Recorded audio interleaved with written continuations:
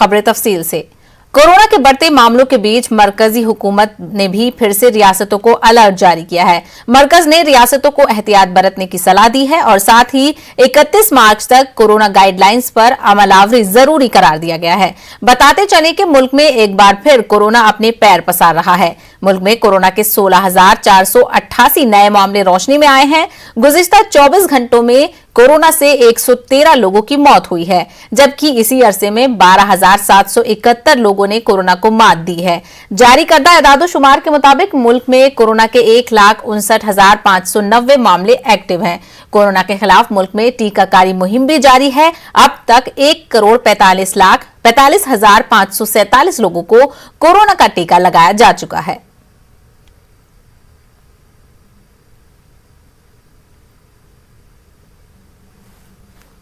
Corona महामारी से बचने के लिए पूरे देश में कोरोना वैक्सीनेशन का काम चल रहा है। दूसरे फेज की शुरुआत 1 मार्च से की जाएगी। वहीं दूसरी तरफ कई ऐसे राज्य और केंद्र शासित प्रदेश है जहां कोरोना मरीजों की संख्या लगातार बढ़ रही है, जिसको लेकर सरकार चिंतित है। स्वास्थ्य मंत्रालय ने जो प्रेस रिलीज जारी किया है उसमें बताया है कि न सिर्फ महाराष्ट्र बल्कि ऐसे 8 प्रदेश और केंद्र शासित राज्य हैं जहां लगातार कोरोना मरीजों की संख्या बढ़ रही है, जिस बाबत आज हाई लेवल बैठक भी बुलाई जाएगी। कैबिनेट सचिव ने 8 राज्य और केंद्र शासित प्रदेश से बैठक करेंगे और जो जानकारी है वो इकट्ठा की जाएगी कि मरीजों की संख्या जो लगातार बढ़ रही है उसको लेकर राज्य सरकार किस तरह के गाइडलाइन लेकर आ रही है, किस तरह से ये संख्या एक बार फिर जो है वो रोकी जाए, उस पर क्या राज्य सरकार काम कर रही है। कैमरा पर्सन सत्य प्रकाश के साथ रंजीता झा, न्यूज 18 नेटवर्क।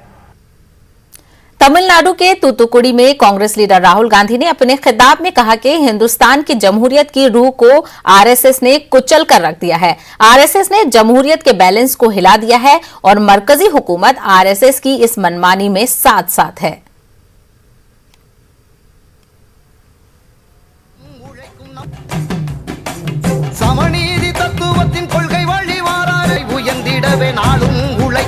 राहुल गांधी धर्म वीर களமிறங்கி பணியாற்ற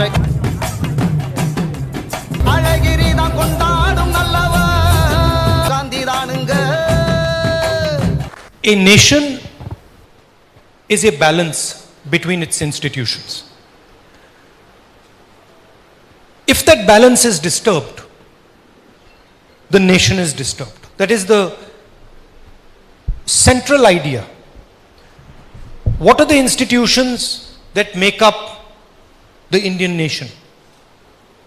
There are elected institutions, Lok Sabha, Vidhan Sabhas, Panchayats. There is the judiciary. There is a supporting free press. These institutions together, they hold the nation in place. And what we have seen over the last 6 years is a systematic attack on all these institutions. Democracy does not die with a bang. It dies slowly. And I'm sad to tell you that democracy in India is dead. It doesn't exist anymore. It is dead because one organization, the RSS, has combined with huge finances to penetrate and disturb and destroy our institutional balance. That is what has happened. There are many, many different manifestations of this. Misuse of sedition law, killing of people, threatening of people. These are all symptoms of the problem. But the problem is that concentration of capital has combined with the organization of the RSS and has disturbed, and I would say actually destroyed, the institutional balance in the country. There are multiple other balances that have also been destroyed. Remember that India is a union of states. So all the states come together to form the nation. When you destroy the institutional balance of the country, you also destroy the negotiation between the states. Because if all the states do not have equal say, then the power balance between those states is disturbed. And that is a serious problem for any country. This is what we are facing. And I think the spirit of this meeting is to understand what is happening and to defend the Indian nation and India's institutions from this brutal assault that is taking place.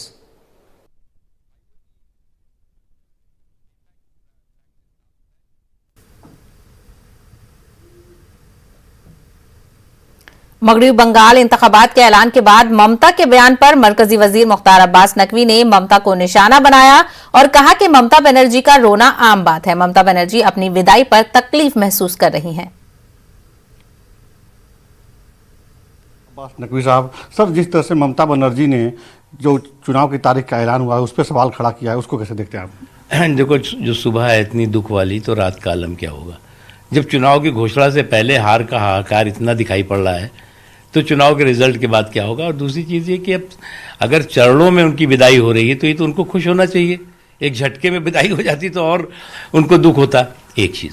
दूसरी चीज़ ये है कि चुनाव में की घोषणा के साथ जिस तरह से उन्होंने हाहाकार मचाया, उससे एक बात साफ है कि पश्चिम बंगाल की हर दीवार पर, हर गांव में, हर चौक पे, हर चौराहे पर, हर चौपाल पे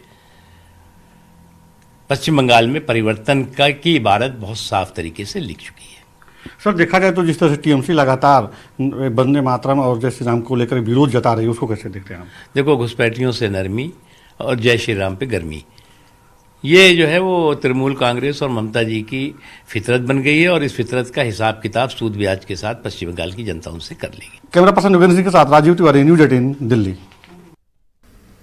कंगना और ऋतिक रोशन का मामला फिर से जोर पकड़ने लगा है। फेक ईमेल और कंगना से जुड़े मामलों पर ऋतिक रोशन को मुंबई क्राइम इंटेलिजेंस यूनिट ने समन जारी किया था।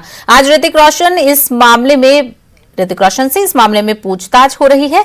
ऋतिक रोशन मुंबई क्राइम ब्रांच के सामने अपना बयान दर्ज करवा रहे हैं। वाज़ेह रहे कि ऋतिक रोशन ने कंगना के अकाउंट से 100 से ज्यादा ईमेल मिलने पर साल 2016 में शिकायत दर्ज करवाई थी, जिसकी जांच cyber crime branch Mumbai police कर रही थी। बाद में ये केस सीआईयू को ट्रांसफर कर दिया गया।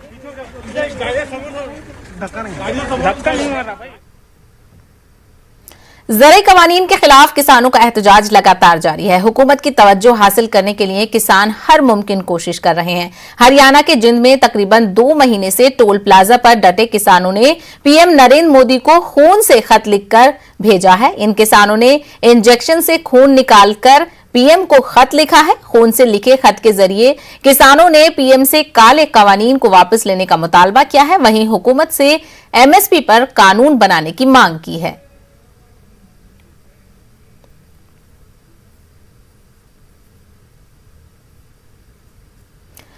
किसानों के एहतजाज को मजीद तकवीत देने और अपनी सियासी जमीन को हमवार करने की कोशिश में समाजवादी पार्टी के कौमी सदर व साबिक वज़ीर आला उत्तर प्रदेश अखिलेश यादव 3 मार्च को अलीगढ़ में किसान पंचायत से खिताब करेंगे। अखिलेश यादव की अलीगढ़ आमद के पेश नजर समाजवादी पार्टी के जिला सदर व साबिक मेंबरान असेंबली की मौजूदगी में तैयारियां शुरू कर दी गई हैं। आज प्रेस कॉन्फ्रेंस में पार्टी जिम्मेदारान ने तफसीलात बताई।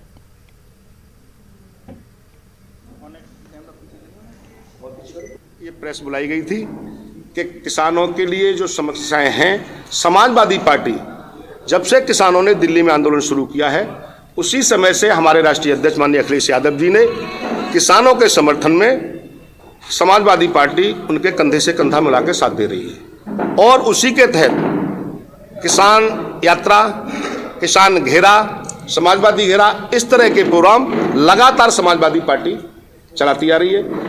जब तक किसानों की मांगे, जो 3 काले कानून विधेयक लाए गए हैं, किसानों की मांगे नहीं मानी जाती, तब तक समाजवादी पार्टी उनके कंधे से कंधा मिला के। अभी फरवरी का महीना खत्म भी नहीं हुआ था कि गर्मी ने अपना असर दिखाना शुरू कर दिया है। तेज धूप लोगों के चेहरों को झुलसाने लगी है। लोगों का बाहर निकलना अब ना के बराबर है। महीना शुरू भी नहीं हुआ है और लोग गर्मी से परेशान हो गए हैं। देखा जाए तो यह फरवरी का आखिरी सप्ताह चल रहा है और इस महीने में माना जाता है कि ठंड की विदाई हो जाएगी और गर्मी की शुरुआत होगी और हल्की ठंड और हल्की गर्मी का लोगों को एहसास होता है। लेकिन अभी से जिस तरह से भीषण गर्मी पड़ रही है दिल्ली एनसीआर में, उससे लोग काफ़ी परेशान हैं और घरों में रात के समय पंखा और एसी चला करके सोने के लिए वो मजबूर हुए हैं। सबसे बड़ी बात यह है कि पहली बार ऐसा हो रहा है। लगभग मौसम वैज्ञानिकों का कहना है कि 15 साल का रिकॉर्ड अगर देखा जाए तो इस बार टूटा है। इतनी जो है ठंड के मौसम में इतनी गर्मी नहीं पड़ती थी, लेकिन अचानक जो जलवायु परिवर्तन की बात सामने आ रही है उसी के वजह से जो है ऐसा हो रहा है। जलवायु परिवर्तन लगातार हो रहा है जिसके वजह से ये ठंड के मौसम में गर्मी और गर्मी के मौसम में ठंड का जो एहसास लोगों को हो रहा है, यह एक चिंता का विषय है। और इस साल जो है और भी भीषण गर्मी पड़ेगी, लेकिन ठंड के मौसम में, फरवरी के मौसम में जिस तरह से यह गर्मी शुरू हो गई है और लोग परेशान हैं, यह एक चिंता का विषय है और माना जा रहा है कि यह जलवायु परिवर्तन की वजह से हो रहा है। कैमरा पर्सन योगेंद्र सिंह के साथ राजीव तिवारी, न्यूज 18 दिल्ली। आज बैनुल-अक़वामी यौम मराठी मनाया जा रहा है। महाराष्ट्र और गोवा के अलावा मुल्की और बैनुल-अक़वामी सतह पर मराठी दिवस की तकरीबात का इनेकाद किया जा रहा है। मराठी और उर्दू जबान व अदब की अहम तसनीफात को दोनों जबानों में तर्जुमा किया गया है और ये सिलसिला आज भी जारी है। यौम मराठी के मौके पर हम आपकी मुलाकात एक ऐसी शख्सियत से कराने जा रहे हैं जिसने उर्दू की तसनीफात और अदबी पारों को मराठी जबान में पेश करने का अहम काम किया है। मुझे तो लगता है कि अभी भी उर्दू के बारे में लोगों में जो रुचि है वो पहले भी उतनी ही थी और अभी भी वो बरकरार है। और स्पेशली मराठी बच्चे जो है वो उर्दू सीखना चाहते हैं क्योंकि फिल्मों में उर्दू की वापसी हुई मेरे ख्याल से। अभी फिर से वो गज़लें और वो नज़में वो सब अभी आना वापस शुरू हो गया है। तो मेरे ख्याल से मुझे बहुत सारे लोग पूछते हैं कि आप हमें सिखाएंगे क्या, आप क्लासेस शुरू करेंगे क्या, ये टाइप के जो इंक्वायरीज हैं तो मेरे पास बहुत आती हैं। और जो इंस्टीट्यूट्स हैं हम लोग उनके पास भेजते हैं क्योंकि वो प्रोफेशनल है। तो जो भी सीखना है वो प्रोफेशनल ढंग से अगर सीखेंगे तो मेरे ख्याल से लंबा उनका सफ़र हो सकता है। कोरोना वबा के दौरान बाहमी इमदाद और इन्हिसार का जज्बा मुस्तहकम हुआ है। मुल्क इस वबा से मुत्तहिद होकर मुकाबला कर रहा है। टीकाकारी के ऐलान के बाद हम बेहतर ताउन करें जिससे हम कोरोना को मात देने की जानिब कदम बढ़ा सकें। नेटवर्क 18 की इस मुहिम में हर कदम पर आपके साथ रहेगा। जब तक सभी महफूज नहीं तब तक कोई महफूज नहीं होगा। इसी सोच की बुनियाद पर हमारी मुहिम संजीवनी का मकसद ये यकीनी बनाना है कि वैक्सीन पाना सभी हिंदुस्तानियों का हक है।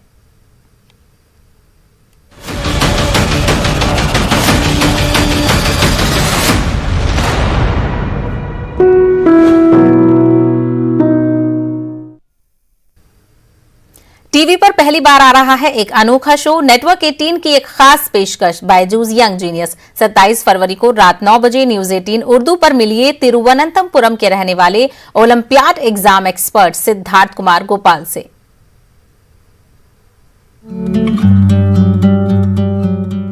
ये है यंग जीनियस जो हर महीने 40 ओलंपियाड में भाग लेता है और बड़े बड़ों को धूल चटाता है। हाय, आई एम सिद्धार्थ कुमार गोपाल। ये है यंग जीनियस जो मैथ्स से लेकर एस्ट्रोफिजिक्स का मास्टर है, जिसने 2019-20 का इंटरनेशनल मैथ्स ओलंपियाड जीता। You very good in debate and elocution also. Yes sir. You write essays. Yes sir. You play the piano. Yes sir. जिसे इंटरनेशनल एस्ट्रोनॉमी और एस्ट्रोफिजिक्स ओलंपियाड में गोल्ड ऑनर मिला। ये है यंग जीनियस जिसका दिमाग ज्ञान का भंडार है। 12 साल की उम्र में ज्ञान की कुंजी है ये, जिसे अमेरिका के जॉन हॉपकिंस सेंटर के इम्तिहान में हाई ऑनर्स मिला। नेटवर्क 18 पर एक अनोखा शो, दंग करने वाले दिमाग के खिलाड़ी तिरुवनंतपुरम के 12 साल के सिद्धार्थ कुमार गोपाल के साथ। How many exams have you written till date? I have written 80 to 90 exams this year. जो पहली कक्षा से साइंस, मैथ्स, इंग्लिश, जीके और साइबर ओलंपियाड को क्रैक कर रहा है, जिसे 2020 में खुद प्रधानमंत्री राष्ट्रीय बाल शक्ति पुरस्कार मिला और गणतंत्र दिवस की परेड का हिस्सा बना। आ रहा है ये यंग जीनियस। ब्रेक के बाद आपका खैर मकदम है। कोरोना के दौर में बेलोस खिदमत अंजाम देने वाले डॉक्टरों पर अब पुलिस ज्यादती करती नजर आ रही है। हालिया मामला अलीगढ़ का है, जहां केके अस्पताल में इलाज के बाद पैसे न देने पर तकरार मारपीट तक पहुंच गई। तीमारदारों और डॉक्टरों के दरमियान हुए झगड़े की इत्तला पर पहुंची पुलिस ने भी डॉक्टरों के साथ ज्यादती की और उन्हें गिरफ्तार करके थाने ले गई। डॉक्टर के साथ हुई इस ज्यादती पर इंडियन मेडिकल एसोसिएशन ने जिम्मेदारान ने तशवीश का इजहार करते हुए कार्रवाई का मुतालबा किया है। वहीं डॉक्टर मुत्तहिद होकर हड़ताल करने की बात भी कह रहे हैं। पुलिस ने भी दो तरफा कार्रवाई करते हुए तीमारदारों पर भी मुकदमा कायम किया है, लेकिन पुलिस के रवैये पर सख्त तशवीश का इजहार किया जा रहा है। तीमारदारों द्वारा एक अस्पताल में हंगामा करने की बात ऐसी सूचना आई थी कि पुलिस फोर्स तत्काल हॉस्पिटल में आया और जो यहाँ के ऑनर हैं, जो डॉक्टर हैं, उनसे बातचीत करके उनसे बातचीत की जा रही है कि अग्रिम कार्रवाई क्या की जाएगी। क्योंकि प्राथमिक मामला है, हम लोग आके तत्काल यहाँ पे 20 साल की व्यवस्था हम लोगों ने कायम किया। ऐसी कोई विशेष स्थिति और दिक्कत की बात नहीं है। यहाँ पर जैसे आप लोग कहना और जो भी अग्रिम कार्रवाई होगी इससे आप केके हॉस्पिटल में एक मरीज़ था, पेशेंट सिजेरियन के लिए आई हुई थी, लड़की फीमेल, वो उसकी आज छुट्टी हो रही थी। बहुत सीरियस हालत में आई थी और वो बिल्कुल नॉर्मल होके उसका बेबी हो गया और सब आज की छुट्टी होने वाली थी। तब उसके जो मोस्ट प्रोबेबली अटेंडेंट थे या जो अराजक थे, जो भी थे, उन्होंने पैसे जब उनसे कहा गया कि आप पूरा फाइनल पेमेंट कर दीजिए, तो उन्हें पेमेंट नहीं देने की बजाय पेमेंट नहीं दिया और पेमेंट देने के बजाय कह रहे हैं जितना हमने दिया वो भी वापस करिए। उसके बाद जो है वहाँ पर उन्होंने काफ़ी हमारे केके हॉस्पिटल के पूरे स्टाफ के साथ मारपीट करी है वहाँ पर, और उनके डॉक्टर को भी मारा है वहाँ पर। जब देखा गया कि वहाँ पे जब काफ़ी स्टाफ को मार रहे थे तो डॉक्टर सागर ने आगे वहाँ पे बीच में जब बनने की कोशिश करी है। तलाक के सलासा पर कानून बनने के बाद भी तलाक के मामलों में कमी वाकई नहीं हो रही है। अलीगढ़ में एक लड़की को उसके शौहर ने व्हाट्सएप पर 3 तलाक दी है, जिसके बाद ससुराल वालों ने लड़की को घर से बाहर निकाल दिया है। बताया जा रहा है कि लड़की का शौहर दुबई में मुलाजिम है। मुतासरा लड़की ने एसएसपी दफ्तर पहुंचकर इंसाफ की गुहार लगाई है, जिसके बाद पुलिस ने तफ्तीश शुरू कर दी है। लड़की ने बताया कि उसकी शादी 4 साल कब्ल हुई थी। उसके बाद से ही जहेज का मुतालबा किया जा रहा था, जिसे पूरा न करने पर उससे तलाक दे दी गई। वहीं लड़का इससे पहले भी 2 शादियां कर चुका है, जिन्हें तलाक दी जा चुकी है।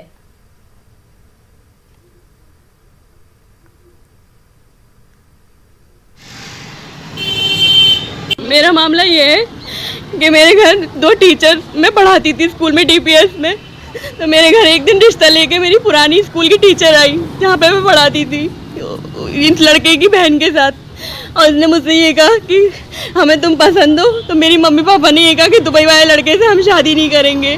मेरी नंद सवा कमर ने ये कहा कि मैं गारंटी लेती हूँ, कल को कोई बात होती है तो आप आंटी मुझे पकड़िएगा। तो इनके कहने पर उस लड़के ने दुबई से आ गया वो, और इन्होंने बारात के साथ बाकायदा मेरी शादी हुई घर वालों की मर्जी से। अब लड़का मेरे पेट में मेरी बेटी थी, छोड़ के भाग गया कि इस पर कर्जा है 10 लाख का, और तुम्हारे बाप हमारे बेटे का कर्जा उतार दे 10 लाख का, तो मैं लड़के को बुला लूँगी। लड़का 15 दिन की कह के गया मुझसे कि मैं गाड़ी बेचने जा रहा हूँ, और उसके बाद लड़का गायब हो गया। और ना मुझे आज तक नहीं पता, 34 साल मेरी शादी को चल रही है, कि लड़का इंडिया में है कि लड़का बाहर है, कहाँ रहता है, क्या कमाई है। जी अब मुझे वहाँ से 34 साल मेरी शादी को चल रहा है, साथ रखने की तो बात दूर, 3rd वाइफ हूँ मैं इसकी। पहले भी एक लड़की निकाल चुका है और एक लड़की को घर पे तलाक भेज चुका है। इतनी बड़ी बच्ची निकाली है अपनी दूसरी बीवी की। अब मैं तीसरी बीवी हूँ, दूसरा बच्चा है इसका, मतलब मेरा पहला बच्चा है। बाद में शादी के बाद पता चली कि इसकी दूसरी बीवी भी थी, उसका बच्चा भी निकाला है घर से इन्होंने तलाक मुंह पे फेंक कर। अब मैं 3rd वाइफ हूँ उसकी, और इसका यही बच्चा है मोहम्मद शारिफ का।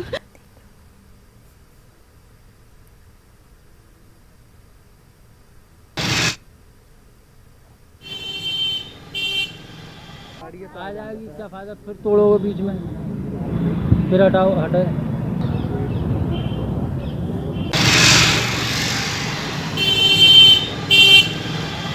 आ जाएगी क्या फायदा, फिर तोड़ोगे बीच में, फिर हटाओ हटे।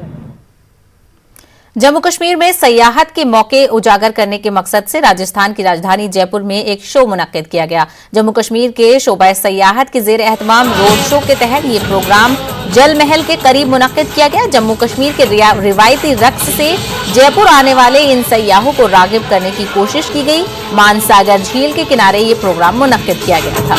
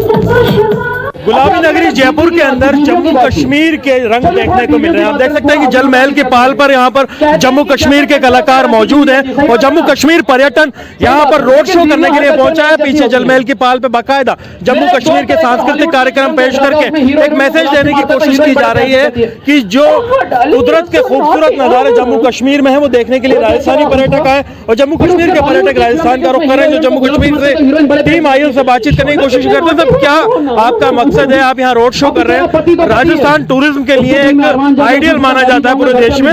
आप जयपुर से शुरुआत कर रहे हैं रोड शो की और पर्यटकों को आमंत्रित कर रहे हैं अपने जम्मू कश्मीर की मेहमान नवाजी वाले अंदाज में। जम्मू कश्मीर का जो टूरिज्म है, राजस्थान और जम्मू कश्मीर में टूरिज्म में सिमिलरिटी नहीं है। जहाँ पे हेरिटेज टूरिज्म है, हमारे उधर नेचर टूरिज्म है और अपार वहाँ पे स्रोत है, वहाँ पे इतनी कुदरत की नेमत बरसी है हमारे पे और हम टूरिज्म प्रमोशन के लिए यहाँ पे आए हैं। और जो टूरिज्म प्रमोट क्यों कर रहे हैं यहाँ पे, क्योंकि यहाँ पे आज कोरोना के बाद अगर फ्लोट है तो राजस्थान में था, तो हमने सोचा क्यों ना राजस्थान में आए हुए टूरिस्टों को प्लस राजस्थानियों को हम जम्मू कश्मीर बुलाएं और हम खासकर उनको जम्मू की धरती दिखाएं। हम जम्मू कश्मीर टूरिज्म की तरफ से आए हैं और हम चाहते हैं लोगों को मैक्सिमम जानकारी दे सकें कि हमारे यहाँ पर जम्मू एंड उसके सराउंडिंग और कश्मीर में जो जो हमारे टूरिस्ट स्पॉट्स हैं, जो लोग आते हैं हमारे साथ, जो वैष्णो देवी दर्शन के लिए और बाकी श्राइन्स देखने आते हैं, बिकॉज जम्मू आपको जैसे पता है it is a city of temples, तो लोगों का काफ़ी आस्था का विश्वास के हिसाब से आते हैं लोग। पर साथ में ये हमारे ब्यूटीफुल स्पॉट्स हैं और जो 100 किलोमीटर के रेडियस में आप लोग बर्फ़ भी देख लेते हैं, झीलें भी हैं, ट्रैकिंग रूट्स भी हैं और उसके अलावा मंदिर तो हैं ही हैं, साथ में साइकिलिंग बाइकिंग ट्रैक सब हैं। तो आप देख सकते हैं कि कैसे यहाँ बैठ कर के अलग अलग जो जम्मू कश्मीर के सांस्कृतिक कार्यक्रम हैं, वहाँ के डांस हैं, वहाँ के नृत्य हैं, वहाँ के गाने हैं, इन तमाम चीज़ों की एक झलक राजस्थान में दिखा रहे हैं। जो जम्मू कश्मीर के गीत हैं उनके खूबसूरत रंग दिखाने की कोशिश कर रहे हैं ताकि लोग इस कल्चर को, उस तहजीब को समझ सकें और इस कल्चर तहजीब को देखने के लिए जम्मू कश्मीर का रुख करें। ये तमाम लोग राजस्थान आए हैं, रोड शो कर रहे हैं हिंदुस्तान में और कई जगह रोड शो किए जाएंगे और कोशिश ये रहेगी कि राजस्थान के पर्यटक जम्मू कश्मीर जाएं और जम्मू कश्मीर के पर्यटक राजस्थान, ताकि दोनों राज्यों के बीच में बेहतर तालमेल मिले। अरबाज अहमद, न्यूज़ 18 के लिए।